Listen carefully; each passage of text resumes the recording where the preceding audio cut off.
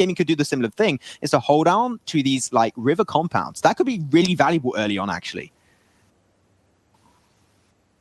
It really could be, as we see the footballist Rome is kind of roaming on his own, so to speak, away from these teams. A lot of these teams and players in VIKENDE, they do like to kind of split drop in some way, shape, or form. And I think the reason why is because there's a lot of little compounds in VIKENDE that you can kind of go to that you wouldn't necessarily send a full team there because there's only 2 or 3 buildings, but one player, you're going to get a competent amount of loot from like 2 or 3 little buildings at a time. And I think that's why in the early game, they do kind of split drop.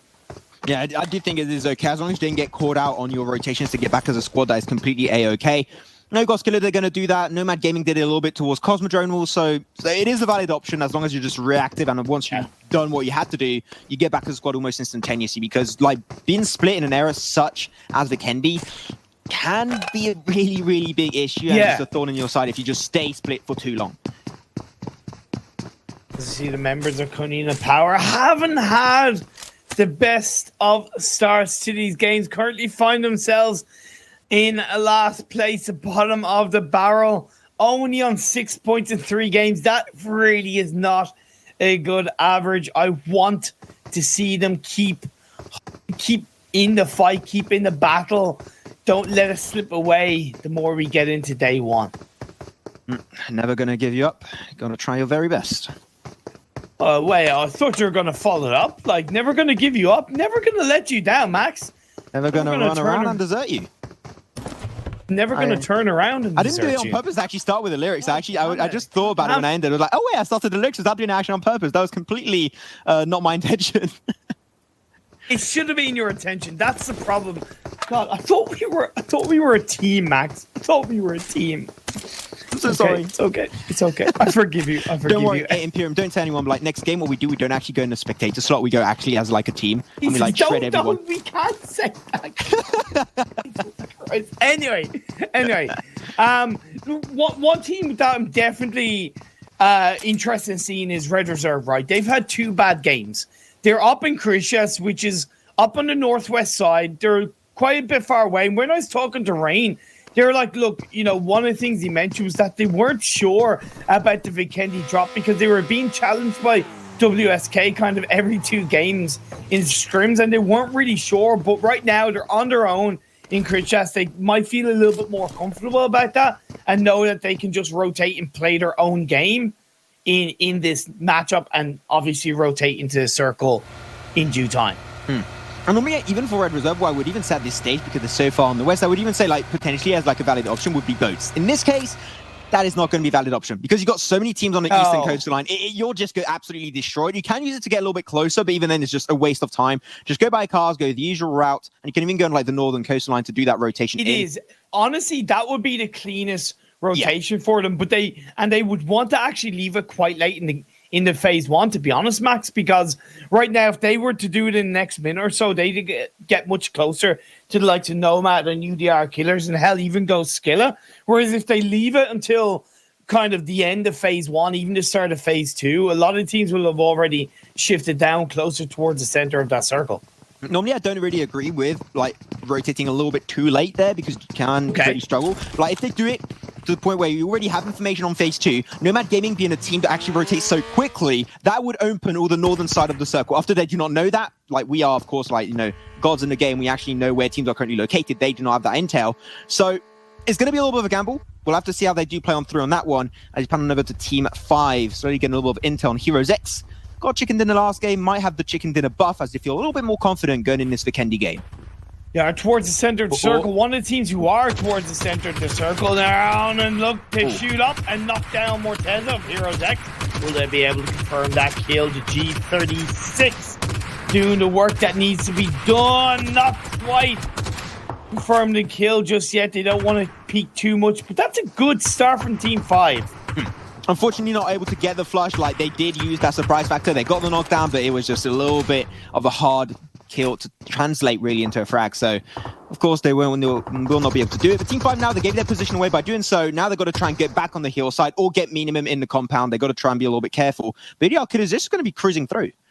UDR Killers, you got Nomad Gaming rotating closer. You got Dream Eaters.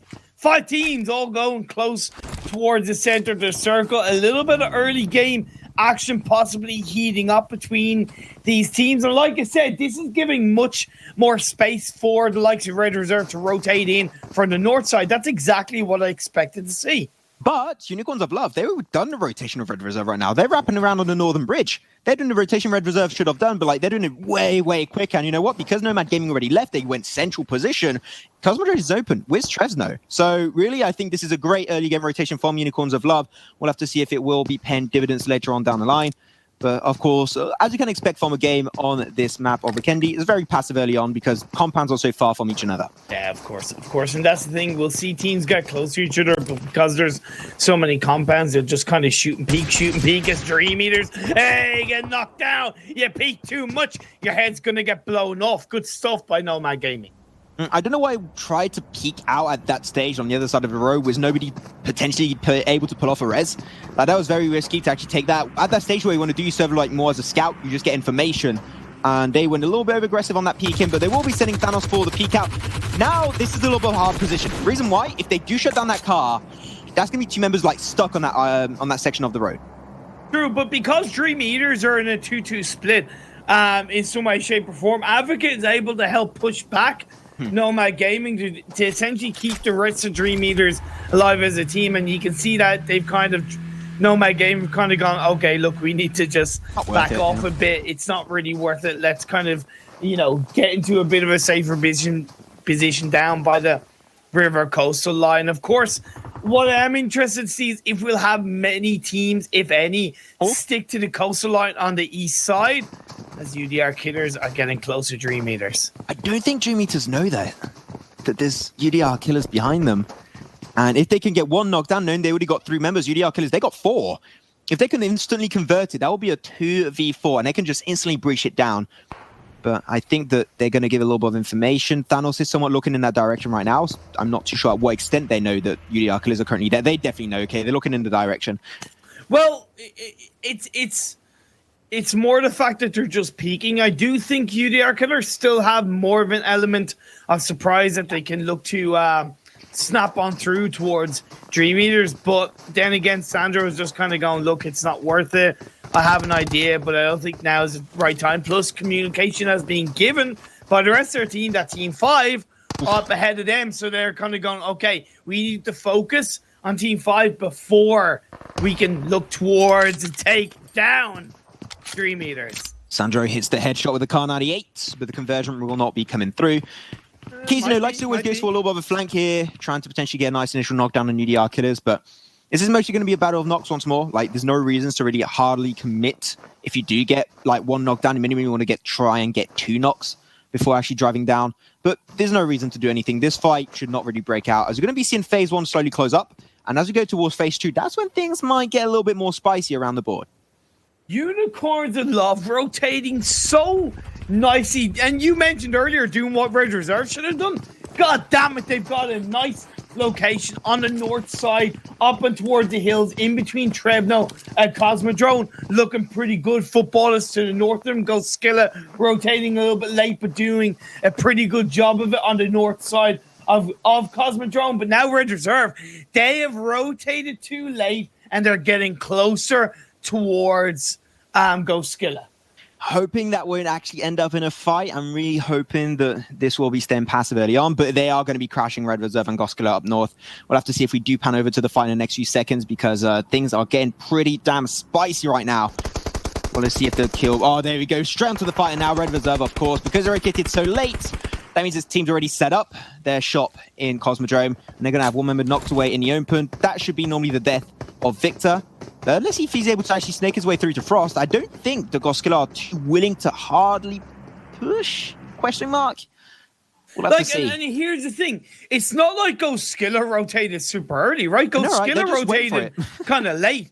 It's just the fact that Red Reserve rotated super late and didn't even take a scout there. They kind of put all their team in some way around Cosmodrome. Yeah, okay, the revive will come through. The phase 2 has kind of centered up. Ghost Skilla are responding and getting into vehicles. They might look to just go, hey, look, we're going to disengage, get in towards the center of the circle, or we can look to get towards the edge of the circle. But now they might actually look to reposition and engage onto the members of OVN. I love this repositioning of Goskiller.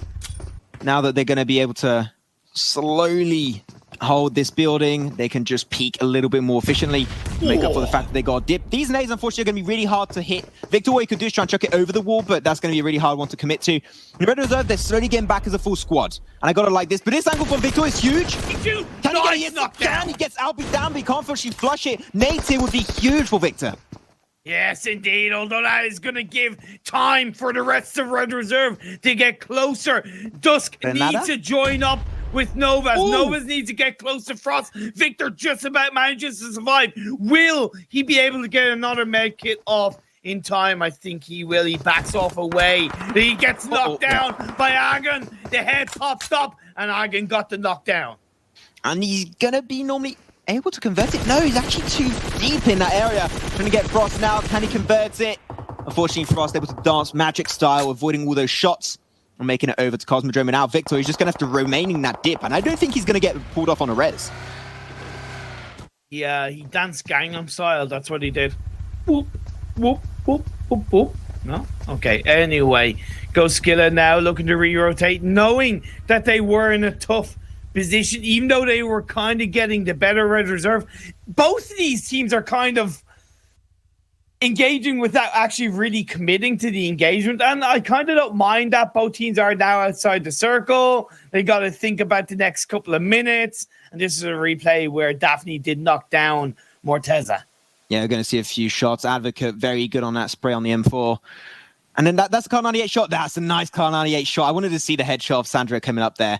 But of course, you know, Victor had the angle to spot on, but unfortunately rotating away around the areas of Cosmodrome is very hard because it's such a flat terrain. You have very small amount of coverage.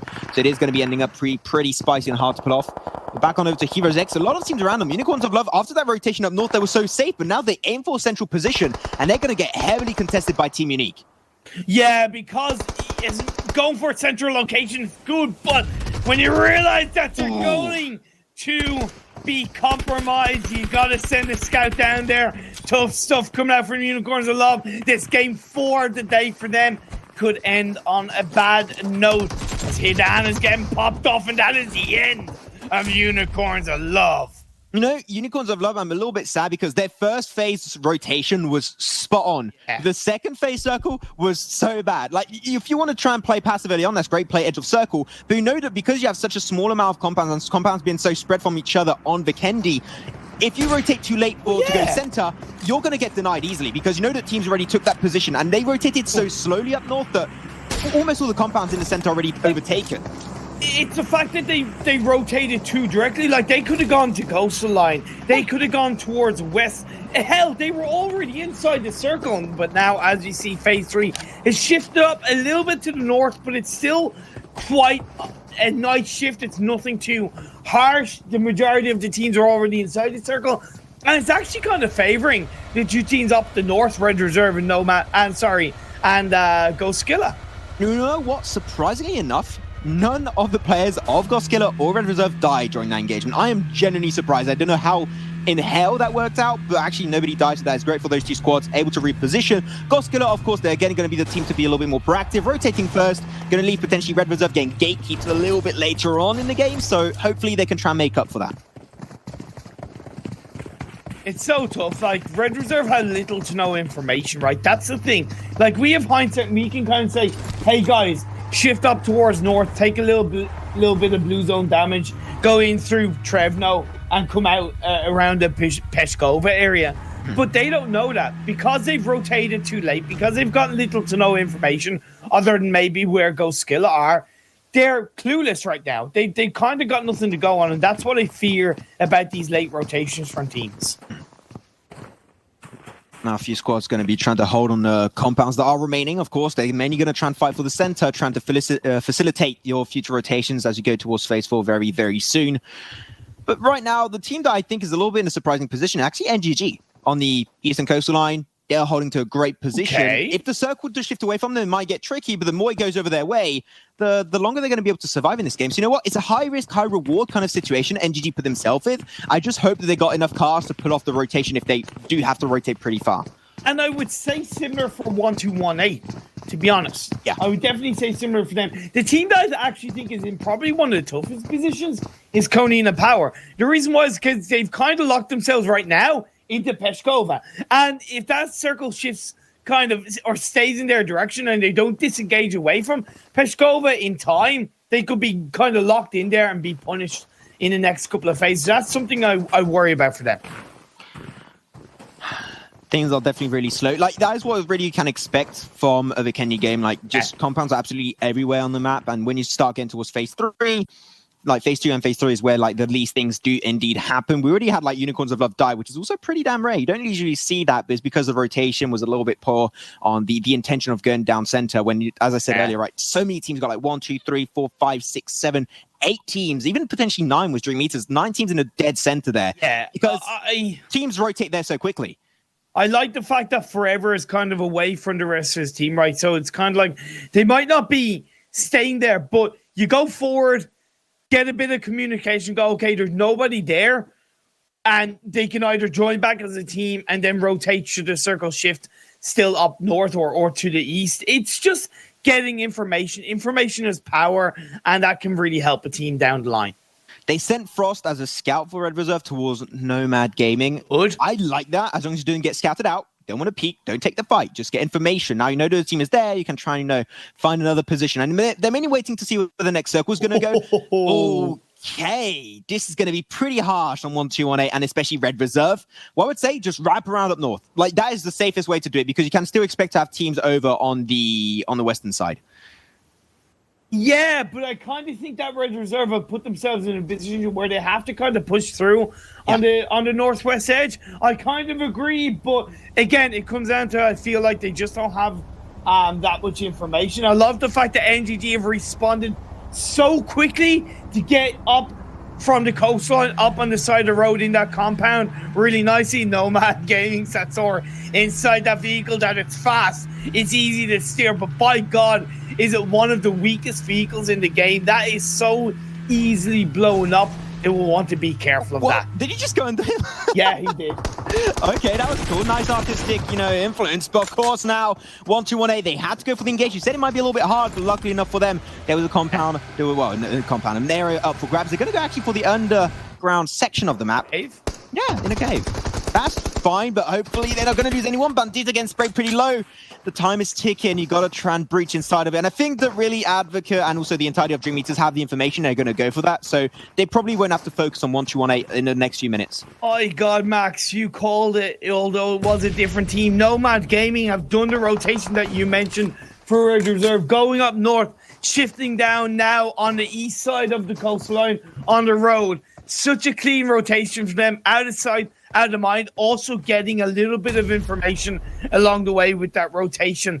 Man, so clean from Nomad Gaming. The good thing, though, is that actually gives a bit more space for Red Reserve to rotate into the circle on the northwest side. But there are almost no compounds up for grab, Red Reserve. That's what you get, unfortunately, when you're one of the last teams to rotate. Unfortunately, you don't have too much choice. And you're potentially going to have to breach. Like, the chances of Red Reserve having to breach in this game are so damn high that I would not be expecting them to, they're all going to die in 15th position, or they're going to be killing another team and they will take 15th position. So they're going to have to be, they're forced in a corner right now, even though a circle doesn't have any corners. But yeah. No, I kind of get where you're coming from now. I do kind of agree. When else footballers are kind of punishing Nomad Gaming, and Satsora's got knocked down. Hopefully we can pan over that fight as Dream Eaters are still looking to try and engage onto the members of 1218. Where is the next circle gonna go? It's actually gonna go into Peshkova. I tell you what, Konina Power, will they be able to take advantage of that right now? They're on a 2-2 split. They need to join up as a full team in my eyes before the teams get pushed in as 1218 and Dream Eaters are engaging on each other. I think in the 1218, they were hoping for the circle to go towards them before actually committing for the cave engage. But now they know it's actually a city finish towards Peshkova. They know that they're going to have to force on through. Red Reserve, they're going to go for the rotation already, but Dream Eaters lost so many members there. Because Red Reserve third-partied. Yep. I think they either took a knockdown or took a kill away. As 1-2-1-8 get up and towards the high ground. They can overlook Dream Eaters, but they got to be careful of Red Reserve to the north of them, who could look to third party them right now. However, Red Reserve have got to think of their own rotation. I don't think they have too many vehicles. They're actually going to stay on foot as 1-2-1-8 have spotted the members of Red Reserve even just a little bit. Yeah, like rotation by foot on VIKENDE doesn't really pair up too well. We'll have to see how this adventure could be going on for Red Reserve. Now 1-2-1-8, one of the teams that has to rotate the furthest. Whizzles Thanos, the last member of Dream Eaters. And really, because you have a city finish, you have to just rush for one building specifically, mainly like the edge of Peshkova buildings. But this is going to be so hard on most of these squads. And now Mayhem is going to be unleashed on this map. Oh, and the first team who might feel the mayhem, that's going to be the real deal. Going up against NGG. NGG, you're looking pretty good in terms of the overall standings, but they got to be careful as a real deal already to take on the fight. Fusion coming in onto Forever. Bujo doing some good work for his team. Can they shut down NGG? I mean, they're leaving Nitashi put off a res, surprisingly enough, but you know what? Unfortunately, having 3 members there, it's going to be really hard. But Daddy in the background, he's getting close to WSK.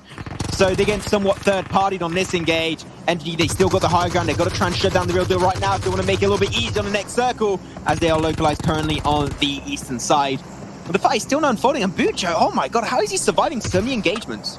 He's still got hack shot left for the real deal. The Irish legend going down as Dream Eaters do. Indy get eliminated. The hack shot gets knocked down, leaving Buju the last player left. And now WSK, you talked about that potential third party potentially looking for it onto NGG or anybody at this stage. Is Buju looking for the Molotov, trying to push back the members of NGG. Just connect a little bit. They attach you with the Uzi. Had to push back.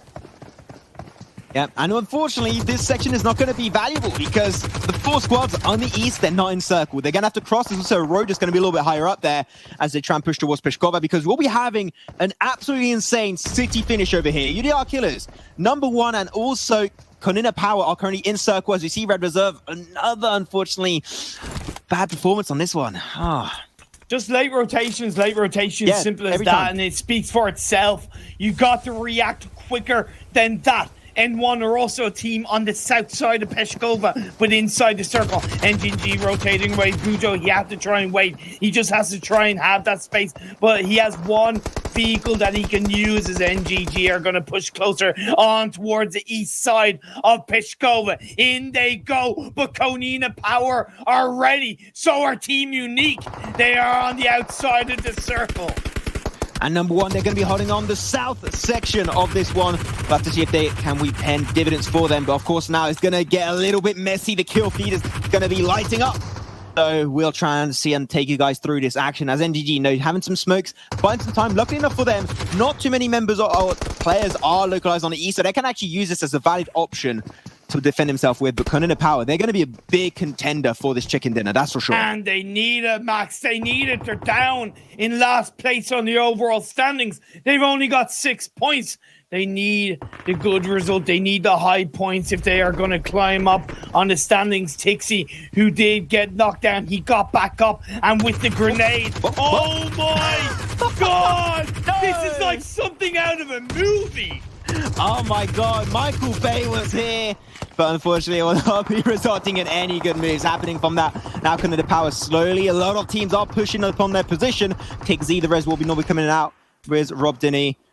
But now things are getting closer and closer as Team Unique pushing upon the position of number 1. How will number 1 fight back upon this one? We'll have to wait and see. But like, things are getting really messy, and you can't really speculate on how City Finish are going to end up because it's so indeed messy. But Bujo trying his best to force closer, but that will be the end of the real deal, getting taken out in 13th position.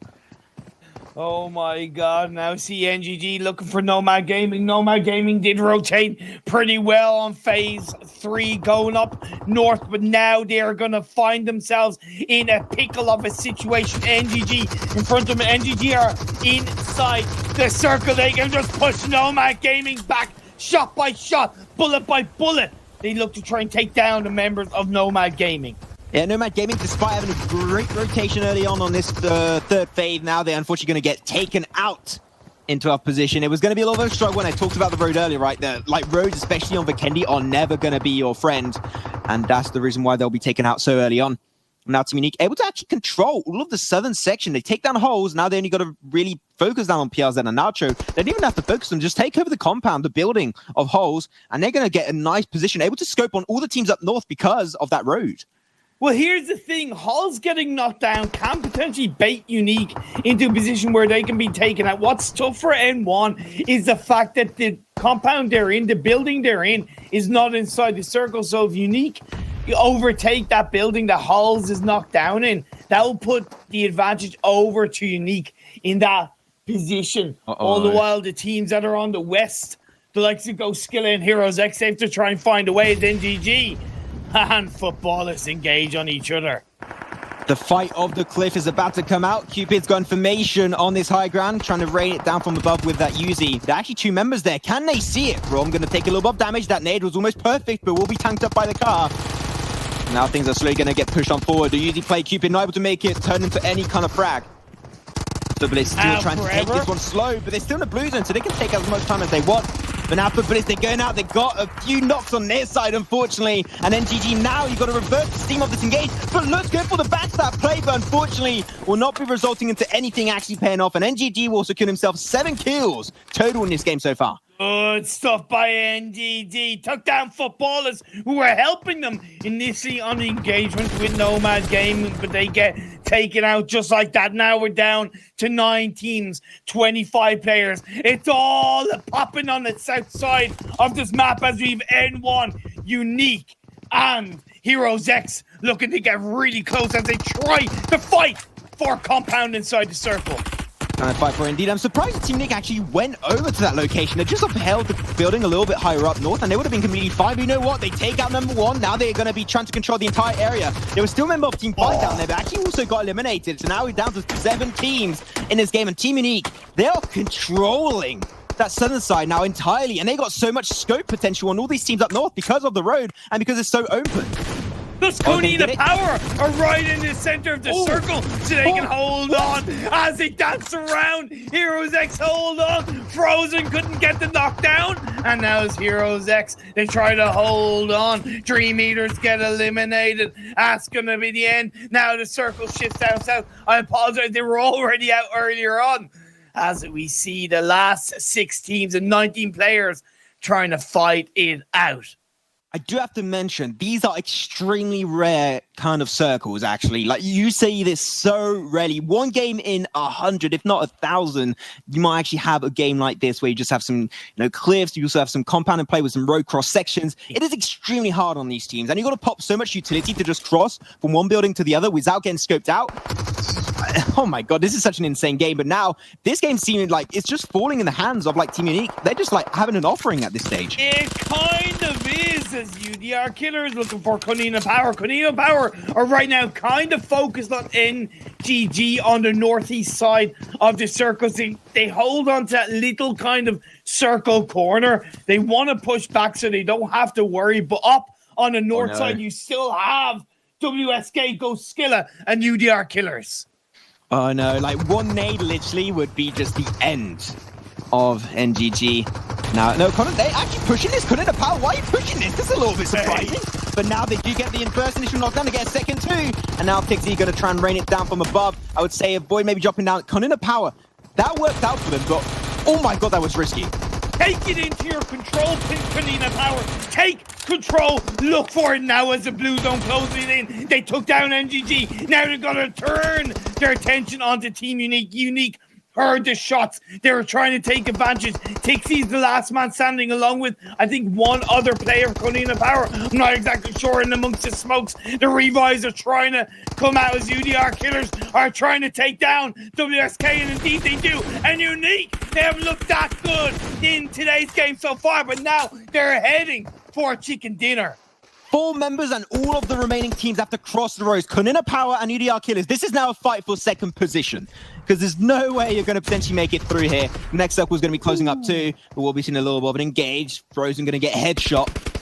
But now, Unique, now they're losing one member, a second member. This is actually relieving pressure, and Kanina Power actually able to push on their location. And this is such a nice engage. Now they turn a knockdown. That's a third knock, actually. Even now, Lightning alone. How does that even happen? Kanina Power taking control of this game. But EDR Killers coming in hot with the backstab. There's a little bit of help with UDR Killers along the way. The sandwich came through onto Unique, and what looked so good for them has suddenly turned sour as Lightning is the last player standing. Will it strike twice, or will the bolt be just shut down for Unique?